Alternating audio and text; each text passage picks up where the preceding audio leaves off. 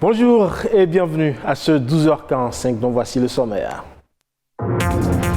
Ce 17 avril est la journée mondiale de l'hémophilie, un trouble hémorragique qui se traduit par l'incapacité du sang à coaguler correctement. Qu'est-ce qu'il en est? La réponse dans ce journal. On parle aussi dans ce journal de la vente de la lingerie féminine dans les marchés de Cotonou, des sous-vêtements de seconde main très prisés par les femmes. Mais la lingerie en friperie, est-ce hygiénique? On en parle. Enfin, si vous avez envie d'investir dans la terre et que vous avez des difficultés pour accéder au financement, on vous révèle dans cette édition des mécanismes pour y arriver.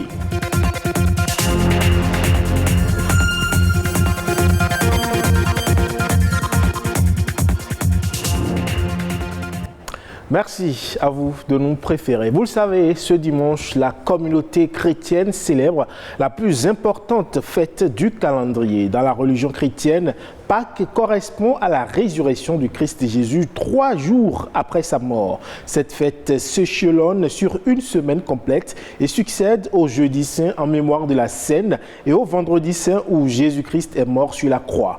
Mais la période de Pâques est encore plus longue et débute avec le carême 40 jours avant ce jour de Pâques. Traditionnellement, le dimanche de Pâques est le grand moment de l'année pour les chrétiens. À présent, on parle de cette maladie hémorragique génétique qui empêche la coagulation du sang, entraînant des saignements anormalement longs en cas de blessure et parfois même en l'absence de blessure.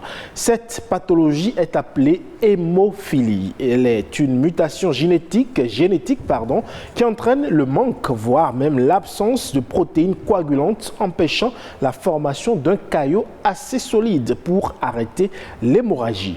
L'hémophilie, une maladie rare, c'est dans cet élément.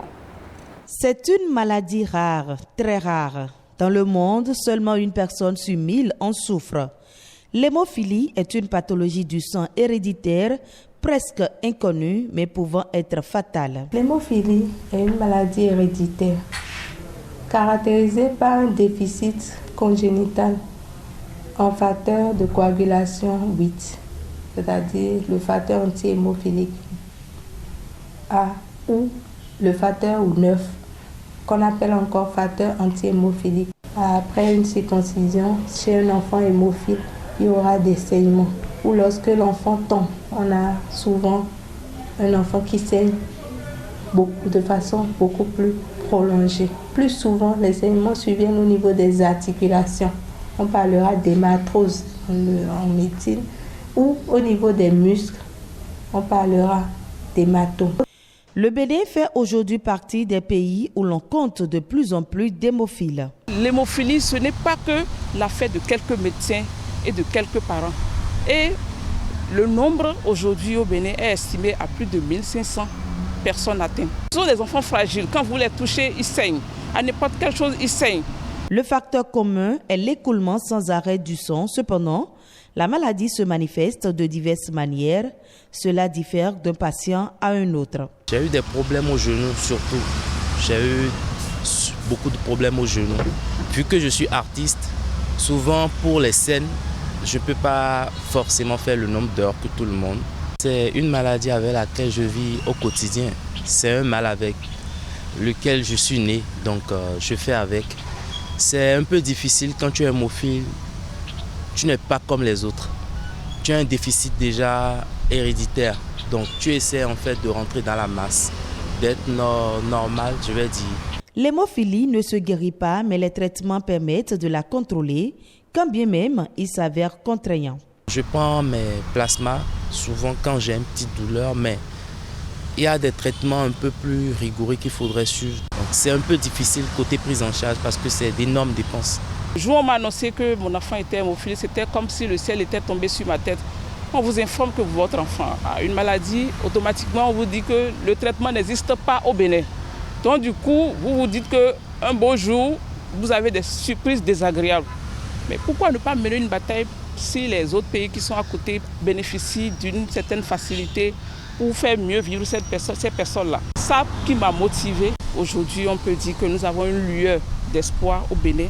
Une lueur d'espoir qui peut permettre aujourd'hui aux patients de profiter de la vie. Une éducation thérapeutique et plusieurs traitements adaptés permettent aujourd'hui aux patients de vivre au quotidien avec la maladie. Venons-en maintenant à la lingerie féminine, notamment en friperie. À Cotonou, le marché de la lingerie grouille de monde et l'affluence autour des sous-vêtements de deuxième main est énorme. Cela sans grand égard justement pour les risques d'infection qu'elles pourraient constituer. Mais comment les utiliser sans contracter des infections? Suivant ce élément. Au marché Misebo, les marchands de lingerie se frottent les mains. Pour cause, l'affluence de la clientèle est à la taille de la diversité des articles. Tout s'y trouve, petites culottes, soutien-gorge, collants rembourrés encore appelés fausses fesses et bien d'autres sous-vêtements. Aucune gêne quand il faut se procurer de la lingerie d'occasion. La friperie, c'est quelque chose que moi j'aime très bien. Depuis quand moi je porte les friperies, je n'ai pas encore eu cette maladie d'infection. Donc, nos clients aussi n'ont pas encore dit qu'en portant les friperies, il y a les infections comme conséquences. Moi, j'achète les soutiens-gorge simples ou rembourrés. Ça n'a aucun inconvénient. C'est très bon, c'est de bonne qualité et moins cher. C'est donc la qualité qui explique cette préférence. Les sous-vêtements de premier choix sont les plus convoités. Ils semblent neufs et gardent leur étiquette. Les autres sont plus usés et moins coûteux. Exposés et accessibles à tous, toutes les bourses y trouvent leur compte. Le achuta, comme on l'appelle communément ici au Bénin, serait désinfecté depuis ces différents pays d'origine. Mais cela ne rassure pas toujours. Je n'achète pas les sous-vêtements en friperie parce qu'il y a beaucoup de déchets. Il y a des gens qui ont déjà porté que je ne peux pas porter parce que ça donne beaucoup de maladies en fait. Les slips soutiens pour friperie, moi j'aime pas ça.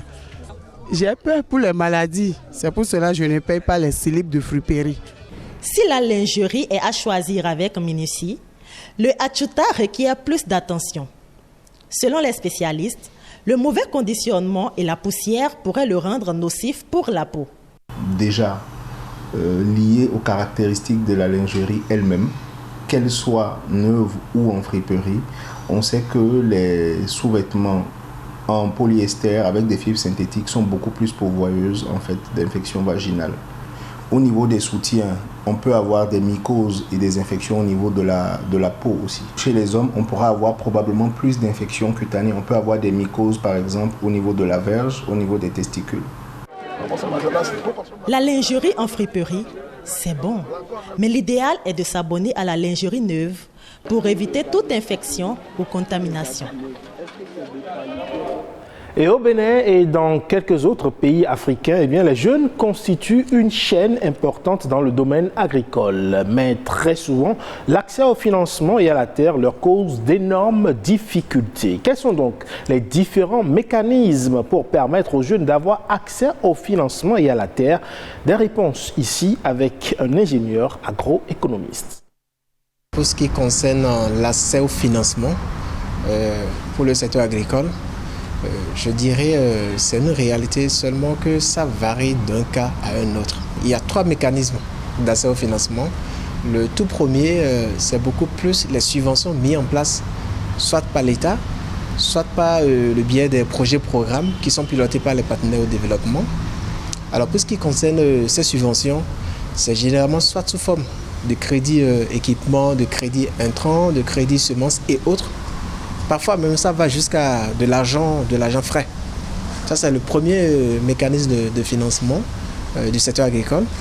Le second mécanisme de financement du secteur agricole, je dirais c'est beaucoup plus des fonds de garantie qui sont mis en place, soit aussi par l'État, soit par les projets-programmes comme je l'ai dit tout à l'heure, mais auprès des structures de microfinance qui à leur tour mettent maintenant en place des crédits suivant la demande auprès des producteurs, auprès des coopératives et autres.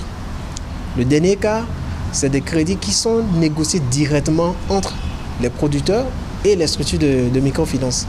Pour ce qui est de l'accès aux terres des jeunes pour le développement de leur activité, je dirais que c'est un peu mitigé. c'est un peu mitigé, c'est souvent pas facile. En tout cas pour ce qui est de l'écho que nous avons du terrain, les gens ont toujours eu certaine réticence à mettre la terre à la disposition des jeunes parce qu'ils se disent, bon, les jeunes n'ont pas assez de garanties, les jeunes ont ci, les jeunes ont ça.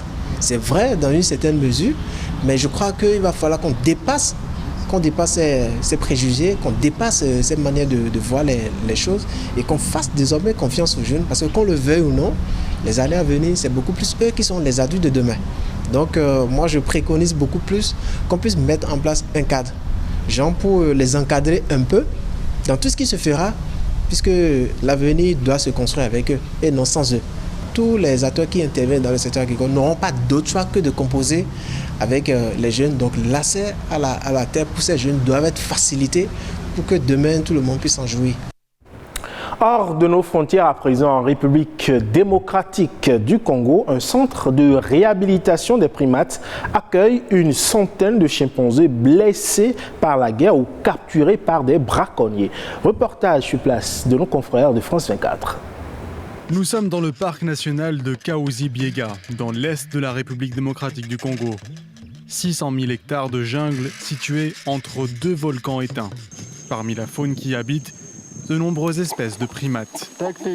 Dans cette région du pays, l'insécurité, les conflits et le braconnage ont laissé des traces sur les singes. Des centaines d'entre eux ont été capturés et maltraités.